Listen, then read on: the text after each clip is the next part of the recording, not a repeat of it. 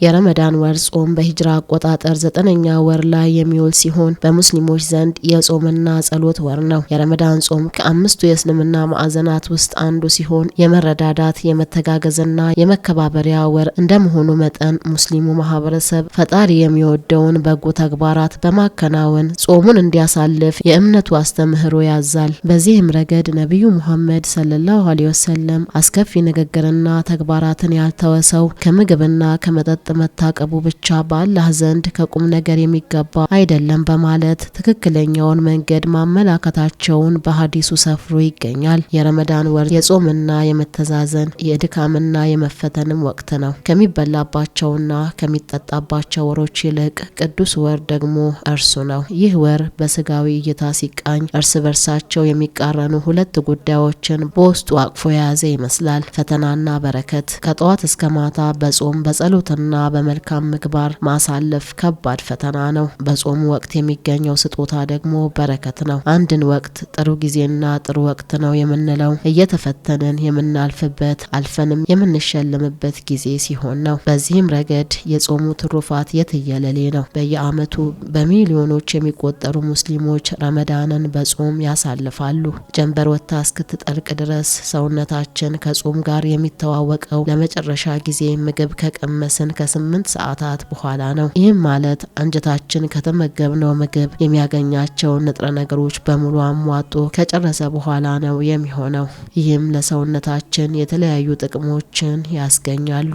ሰላም ጤና ይስጥልን ውድና የተከበራችሁ ተመልካቾቻችን፣ በዛሬው መሰናዶአችን በእስልምና እምነት ተከታዮች ዘንድ ትልቁ ቦታ የሚሰጠው ታላቁን የረመዳን ወር ጾም አስመልክቶ ከጌዲኦ ዞን ከዲላ ከተማ አስተዳደር እስልምና ጉዳዮች ምክር ቤት ዋና ሰብሳቢ ከሆኑት ከኡስታዝ አብዱራህማን አብዱቁ ጋር ቆይታ አድርገናል። እስከ ፕሮግራማችን ማብቂያ ድረስ አብራችሁን እንድትቆዩ ግብዣችን ነው።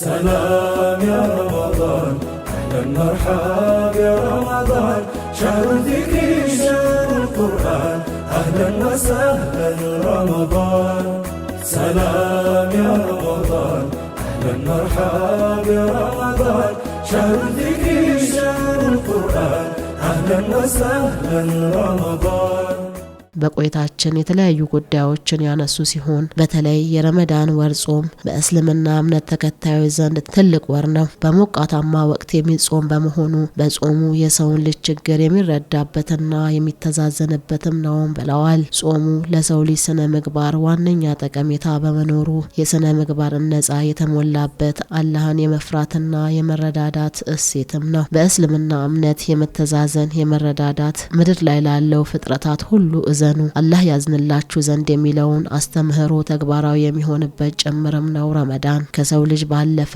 ለእንስሳት ሁላ ማዘን የእስልምና ዋና መርህ ነው። ጾመኛን ያስፈጠረ ሰው ከጾመው ሳይቀነስ ከጿሚው እኩል ጥቅም ያስገኛል። በተከበረው የረመዳን ወር ዘካን በተመለከተ ኡስታዝ አብዱራህማን የሚከተለውን ይገልጻሉ። ረመዳን ያው ከእስልምና አምስቱ የእስልምና መሰረቶች መካከል አንዱ ነው። እስልምና አምስት ነገር ላይ የተገነባ ነው። ከአምስቱ ነገሮች አንዱ ጾም ነው። የመጀመሪያው ሸሃደተይን ከአላህ በስተቀር በሐቅ ሊገዙት የሚገባ አምላክ እንደሌለ ሙሐመድ የአላህ መልእክተኛ መሆናቸውን በይፋ የምስክርነት ቃል መስጠት ሲሆን፣ ሁለተኛው ኢቃም ሰላትን አስተካክሎ መስገድ ነው። በቀንና በሌሊት ውስጥ 5 ወቅት ሰላቶች አሉ። እነዚህን ሰላቶች መስገድ ነው። ወኢታኢ ዘካ፣ ሶስተኛው ደግሞ ዘካ ወይም ደግሞ በሀብታሞች ላይ ወይ አቅማቸው በቻለ ሰው ላይ የተደነገገ የሚሰጥ ምጽዋት አለ፣ ያንን መስጠት ነው። አራተኛ ወሰውም ረመዳን፣ የረመዳንን ወር መጾም ነው። አምስተኛ ወሐጅል በይት፣ ሐጅ ማድረግ ነው። እነዚህ 5 ነገሮች የእስልምና መሰረቶች ሲሆኑ ረመዳንም ከነዚህ መሰረቶች አንዱ የተደነገገበት በአረብኛው ወይም በጨረቃዊ አቆጣጠር 9ኛው ወር ነው። ረመዳን ማለት ከቋንቋዊ ትርጉም አንፃር ረምዳ ከሚለው የመጣ ነው። ረምዳ ማለት አቃጣይ ወይም ደግሞ አሸዋ በጣም ፀሐይ በሚያቃጥለው ሰዓት ሞቃቱን ለመግለጽ ነው። በጨረቃው አቆጣጠር ሞቃት ወቅት ላይ የሚከሰት ጾም ነው። የአላህ መልእክተኛ ሰለላሁ ዐለይሂ ወሰለም ስለዚህ ጾም በርካታ ትሩፋቶችን ተናግረዋል። ከዛ መካከል መን ሳመ ረመዳን ኢማናን ወህቲሳበን ጉፊረ ለሁ ማ ተቀደመ ሚን ዘንቢ፣ ረመዳንን አላህ ግዴታ አድርጎብኛል ብሎ አምኖ እንደገና ደግሞ ጊዜው እንዳያልፍበት ጊዜውን እየተሳሰበ እየቆጠበ እንዲሁም ደግሞ ምንዳዬን ከአላህ አገኛለሁ ብሎ እየተሳሰበ የጾመ ሰው ያለፈ ኃጢያቱ በጠቅላላ ይማርለታል ያሉበት። ለዛ ረመዳን በእስልምና እጅግ በጣም የተከበረ የወራቶች አለቃ የሆነ ቁርአን የወረደበት ነቢዩ መሐመድ ሰለላሁ ዐለይሂ ወሰለም በመጨረሻ ነብይነት ወደ ሰው ልጆች በጠቅላላ ለዓለም እዝነት የተላኩበት የተከበረ ወር ነው። ረመዳን እጅግ በጣም ብዙ ጥቅሞች አሉት። አንደኛ ሰውየው ራሱ በመጾሙ ምግብን በመቀነሱ የድሆችን የተቸገሩ ሰዎችን ረሃብ ችግር እንዲረዳ አንድ ሰበብ ነው፣ ሕክማ ነው፣ ጥበብ ነው። ይሄ ምንድነው ትልቅ በቃ የስነ ምግባር ነፃ የሚገኝበት ወር ነው።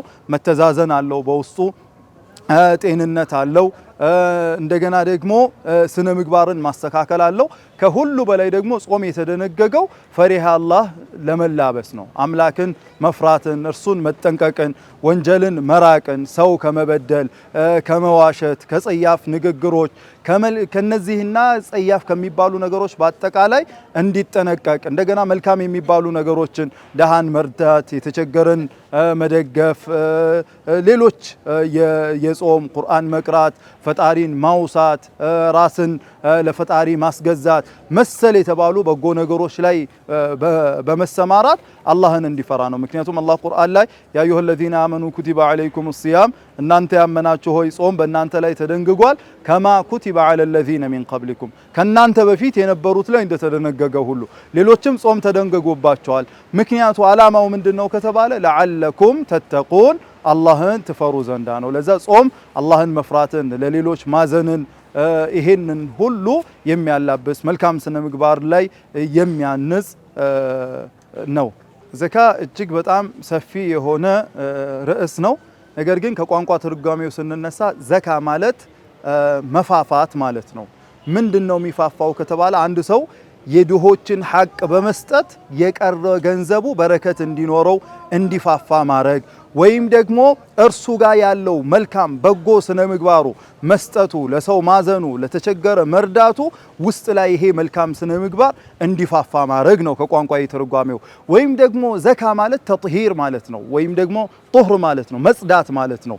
ገንዘብን ከድሆች ሐቅ ማጽዳት ወይም ደግሞ ነፍስያን ከስግብግብነት ካልጠግብ ባይነት ከንፉግነት ከመሰል ባህሪዎች ማጽዳት ማለት ነው። ዘካ የሚሰጠው ከአምስት ነገር ነው። የመጀመሪያው الذهب والفضة የወርቅ ገንዘብና የብር ገንዘብ። ያኔ መገበያያ ገንዘቦች በወርቅና በብር ነበሩ። አሁን የወርቅም የብርም ገንዘብ የለም። እንዴት ነው የሚሰራው ከተባለ አሁን ያለው የወረቀቱ ብር ነው። ይሄ የወረቀቱ ብር ምን መግዛት ሲችል 595 ግራም ብር የማዕድኑ መግዛት ሲችል፣ ዘካ ሲሰጥ ደግሞ ስንት የአንድ አስረኛ አንድ አራተኛ ያ ማለት 1 ሚሊዮን ያለው ሰው አንድ አስረኛው 100 ሺህ ብር ይሆናል። ዘካ የሚሰጠው 25 ሺህ ብር ይሆናል። ያ ማለት በካፒታሉ ልክ ሰውየው እያሰላ ለ40 ቦታ እያካፈለ አንዱን እጅ ለድሆች ይሰጣል። ሁለተኛው የዘካ ክፍል ደግሞ ከአዝርዕቶች ናቸው። አዝርዕቶች ወይም ደግሞ አርሶ አደር ከሚያገኘው ምርት ላይ 612 ኪሎ ግራም እስከ 653 ኪሎ ግራም መጠን የሚደርስ ምርት የሰበሰበ ሰው ልክ እንደሰበሰበ ዘካ ይወጅብበታል። አንደኛው በዝናብ ወይም ደግሞ ሳይቸገር አጠጥቶ ምርቱን ያገኘ ከሆነ ይሄ የአንድ አስረኛ ለድሆች አስልቶ ዘካ ይሰጣል። ሁለተኛው ደግሞ በችግር ምክንያት ውሃ ከሩቅ እያመላለሰ ገንዘብ እያወጣ አጠጥቶ ያገኘው ምርት ከሆነ ደግሞ አንድ 20ኛውን ወይም የአንድ አስረኛን ግማሽ ምን ያደርጋል? ዘካ ይሰጣል። ማንኛውም ስራ የሚሰራ ማንኛውም ሽያጭ የሚሸጥ ልብስም ይሁን ማንኛውም ነገር የሚያደርግ ይሄን መጠን ከደረሰ ስንት አንድ 40ኛውን ዘካ ይሰጣል። ይሄ ሶስተኛው ክፍል ነው። ሌላኛው የዘካ ክፍል ምንድነው ከተባለ እንስሳቶች ናቸው። እንስሳት በሂመቱል አንዓም ግመል ከ5 ግመል ጀምሮ ያለው ዘካ ይወጅብበታል። ከብት ከ30 ከብት ጀምሮ ያለው በሬ፣ ላም መሰል ነገሮች ከ30 ጀምሮ ዘካ ይወጅብበታል። ፍየል ከ40 ጀምሮ ዘካ ይወጅብበታል። ሁሉም የራሳቸው መጠን አላቸው። አምስተኛ የዘካ ክፍል በእነዚህ 5 ነገሮች ላይ ነው ግዴታ የሆነው። አምስተኛ የዘካ ክፍል ድንገተኛ ሰውየው ከመሬት ውስጥ የሚያገኛቸው ማዕድኖች ወይም ደግሞ ሪካዝ ይባላል። የቀድሞ ማህበረሰቦች የሌላ እምነት ተከታዮች ለምሳሌ ቁረይሾች የመካ አጋሪያን ቀብረው የነበሩትን ነገር አንድ ሙስሊም ከአመታት በኋላ አገኘ። ይህ ሰው ሲያወጣ ምን ይወጅብበታል? ዘካ ይወጅብበታል። ባገኘው ነገር ላይ ልክ እንዳገኘ ዘካ ይወጅብበታል። 1/5ኛ ለዳይ ይሰጣል። ዘካ የሚወጅበው እነዚህ 5 ነገሮች ላይ ነው። እንደ ኢስላም መረዳዳት መደጋገፍ የሁል ጊዜ አስተምህሮ ነው። አንድ ወርና አንድ ቀን ላይ አንድ ጊዜ ላይ የሚበቃ አይደለም። ሙስሊም ለማንኛውም ሰው እንዲያዝን ሃይማኖቱ አስተምሮታል። አራሂሙነ የርሐሙሁም الرحማን የሚያዝኑ የአዛኙ ጌታ ያዝንላቸዋል። ኢርሐሙ ሊመን ፊል አርድ የርሐሙኩም መን ፊስ ሰማ ምድር ላይ ላሉ በጠቅላላ እዘኑ። ሃይማኖት አለየም፣ ዘር አለየም፣ ጎሳ ነገድ አለየም። ለማንኛውም አካል እዘኑ፣ አላህ ያዝንላችኋል ወይም ከሰማይ በላይ ያለው ጌታችሁ ያዝንላችኋል የሚል አስተምህሮ አለው። ሰውም ብቻ ሳይሆን ከሰውም ውጪ ላለ ነገር አንዲት ሴት ድመቷን ቤት ውስጥ አስራት ምግብ ስላልሰጠቻት ጀሃነም እንደወረደች እሳት እንደወረደች ተነግሮናል። ምክንያቱም ሄዳ ከምድር ልቅምቃሚዎችን እንድትበላ ስላለቀቀቻት ወይም ስላላበላቻት። አንዲት ሴት ደግሞ በዝሙት ትኖር የነበረች በዝሙት ትተዳደር የነበረች ጉድጓድ ውስጥ ገብታ ውሃ ጠጥታ ስትወጣ ውሻ ጭቃ ሲልሳየችና በዚህ ምክንያት እንደኔ ተጠምቶ ነው ብላ ውስጥ ገብታ በጫማዋ ውሃ ይዛ በማጠጣቷ ምክንያት ገነት እንደገባች ተነግሮናል። ያ ማለት ምን ማለት ነው? አይደለም ለተከበረው የሰው ልጅ አላህ ላላቀው ባማረ ሁኔታ ለፈጠረው ለሰው ልጆች ይቅርና ለእንስሳት ማዘን ይሄ የሁል ጊዜ የኢስላም አስተምህሮ ነው። እኚህ ነቢይ ካስተማሩን አስተምህሮ መካከል መንፈጠረ ሳኢመን አንድ ጾመኛ ሰው ጾሞ ደክሞ ተርቦ ተጠምቶ አፍጥር ሰዓት ላይ ለሱ አፍጥርን ያቀረበለት አካል የእርሱን አጅር የእርሱን ምንዳ ያገኛል ብለው የአላህ መልእክተኛ ሰለላሁ ዐለይሂ ወሰለም ነግረውናል። ከዛ ከጾመው ሰው ምንም ሳይቀነስ ይሄኛው አካል እርሱን በማስፈጠሩ ምክንያት አጅር ያገኛል ብለዋል። በዚህ የተነሳ በዚህ ወቅት ላይ የሚደረግ ማንኛውም በጎ ተግባር ጾመኛን ማስፈጠር፣ የተቸገረን መርዳት የዛን የጾመኛውን ሰው የሚያገኘውን ምንዳ የሚያስገኝ ስለሆነ ይበልጥ የተበረታታ ተግባር ነው። የተከበራችሁ ተመልካቾቻችን እየተከታተላችሁ የምትገኙት ከጌዲዮ ማህበረሰብ ቴሌቪዥን እየተላለፈ የሚገኘውን ልዩ የረመዳን ወር ጾም ፕሮግራም ነው። አሁንም ቆይታችሁን ከእኛ ጋር እንድታደርጉ እንጋብዛለን። مرحبا يا رمضان شهر الذكر شهر القرآن أهلا وسهلا رمضان سلام يا رمضان أهلا مرحبا يا رمضان شهر الذكر شهر القرآن أهلا وسهلا رمضان በእስልምና እምነት አስተምህሮ ጎረቤቱ ተርቦ እርሱ ጠግቦ ያደረ ከሆነ አማኝ አይደለም ብለዋል ነብዩ መሐመድ ሰለላሁ ዐለይሂ ወሰለም። በዚህም በጾም ወር የመረዳዳት እሴት ለማጠናከር ሁሉም በጋራ የመተዛዘንና የመደጋገፍ ባህልን ማጎልበት እንዳለበትም ኡስታዝ አብዱራህማን አክለዋል። በረመዳን የጾም ወር የሚሰጠው ዘካ የተቸገሩ ወገኖች ከድህነት እንዲወጡ ከማድረግ ረገድና ለወጣቶች የስራ ዕድል በመፍጠር ራሳቸው ተቀይረው ለሌሎችም እንዲተርፉ ለማድረግ መሰራት ይገባልም ሲሉ መልእክት አስተላልፈዋል። በተለይ የጾሙ መጨረሻ ቀናቶችን በአግባቡ በመጠቀም በሰደቃ፣ በዱዓ፣ በሰላትና በቁርአን ማሳለፍ ይገባል ሲሉ መልእክታቸውን አስተላልፈዋል። ዘካ ለማን ነው የሚሰጠው ከተባለ አንደኛ የሚሰጠው ሚስኪን ነው። ሚስኪን ማለት ደሃ፣ ለምሳሌ የወር ቀለብ ይኖረውና ከወር በኋላ ምን እንደሚያደርግ የማያቅ ማለት ነው። አለው ስራ አለው፣ ለተወሰነ ጊዜ የሚሆን ነገር አለው። ነገር ግን ከትንሽ ጊዜ በኋላ ላይኖረው ይችላል። ሌላው ወደ እስልምና ገና አዲስ የመጡ እስልምናን እየተለማመዱ ያሉ ከሌላ እምነት የመጡ አካላትን ለነዚህም የዘካ ክፍል ይሰጣቸዋል። ሌላው ወፊር ሪቃብ ያኔ ባርነት የሚባል ህግ ነበር፣ አሁን ቀርቷል። ይሄ የባርነት ህግ ብዙ ሰዎች መብታቸውን እንዳያገኙ እንደገና ደግሞ ፍላጎታቸው እንዳይሟላ የሚያረጋቸው ስለሆነ እነዚህን ሰዎች በገንዘቡ ምን ያረጋል? በገንዘብ ይገዙና ነፃ እንዲወጡ ይደረጋል። ሌላው ወርጋሪሚን ሌላኛው ምንድነው?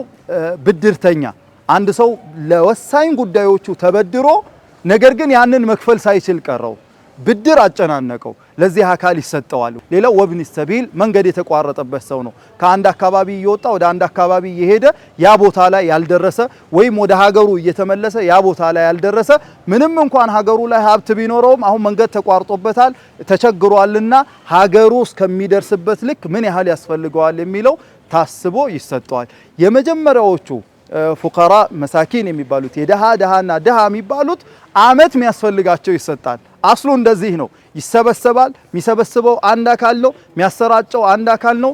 የት የተቸገረ አለ ተብሎ ጥናት ይደረጋል። ለማን ምን ያስፈልጋል ይባላል። በዚህ መልኩ ይሰጣል። እኛ ሀገር ላይ ግን የዘካ አሰባሰባችን አንድ ቋት ውስጥ አይደለም ያለው። ሁሉም በራሱ መንገድ ነው የሚሰጠው። ሁሉም በግል ግሉ ነው የሚሰጠው። ውጤቱ ሲታይ ያው አንዱ ከአሰጣጥ ካለማወቅ አንፃር 500 ብር ይሰጣል። እንደዚህ አይደለም የዘካ ዓላማ። አንድ የተቸገረች ባልቴት ትኖራለች። አመት ሙሉ የሚደርስላት የለም። ለዚህ ሴት የአመት ነገር ነው የሚያስፈልጋት። የቲሞች የምታሳድግ ወላጅ አጥ የምታሳድግ ሴት ትኖራለች። ለዚህ ሴት የአመት ነው ልጆቿን የምታስተምርበት ምናምን የሚገባል። ይሄ ነገር ለቀጣይ ያው እንደ እስልምና ጉዳይ ምክር ቤት ከላይ ጀምሮ እየተሰራ ነው። እኛም ቀጣዮቹ ላይ የተሻለ ነገር ለመስራት ከላይ በሚመጣልን መሰረት የተሻለ ነገር ለመስራት ጥረት እናደርጋለን። ጎረቤቱ ተርቦ ሳለ እሱ ጠግቦ የሚያድር ከኛ አይደለም ወይ ከሙስሊሞች አይደለም ብለው የገሰጹበት ነገር ነው። የአላህ መልእክተኛ ሰለላሁ ዐለይሂ ወሰለም ኢዛ ጠበቅተ መረቀን መረቅ የሰራህ ጊዜ ወይም ስጋ የሰራህ ጊዜ ፈአክሲር ማአሃ ውሃውን በዛ አድርግና ፈንዙር ኢላ ጂራኒክ ጎረቤቶችህን ተመልክተህ ያንን ነገር ላክላቸው። አንተ ጋር መበያ ካለ ያንንም መበያ አክለህ ላክላቸው ይላሉ ረሱል ሰለላሁ ዐለይሂ ወሰለም። ለዛ ይሄ የመረዳዳት እሴት በጣም ከፍ ያለውን ባለሀብት ብቻ ሳይሆን ሁሉንም እርስ በርስ የሚያስተሳስር ነው። እስልምና ይሄ መረዳዳት መደጋገፍ የኢስላም አስተምህሮ ነው። የአላህ መልእክተኛ ሰለላሁ ዐለይሂ ወሰለም ኢነማ ቱንሰሩን እንደው ጠላቶቻችሁ ላይ ምትረዱት በዱንያ ህይወታችሁ በግል ህይወታችሁ ላይ ምትረዱት ወቱርዘቁን እንደው ሲሳይ የሚለገሳችሁ አላህ ከሰማይ ዝናቡን የሚያወርድላችሁ ከምድር ቡቃያውን የሚያበቅልላችሁ ቢዱዓፋኢኩም በድሆቻችሁ በደካሞቻችሁ አቅም በሌላቸው ነው የሚል አስተምህሮ አለ። ይሄ አስተምህሮ በየመስጂዱ ሁሉም ኢማሞቻችን ሁሉም የመስጂድ ኢማሞቻችን ሁልጊዜም የሚያስተምሩት ነው።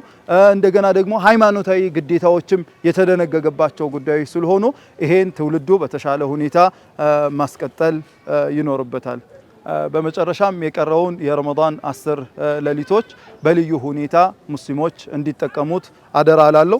ረመዳን ከሁሉም ጊዜ የተከበረ ነው።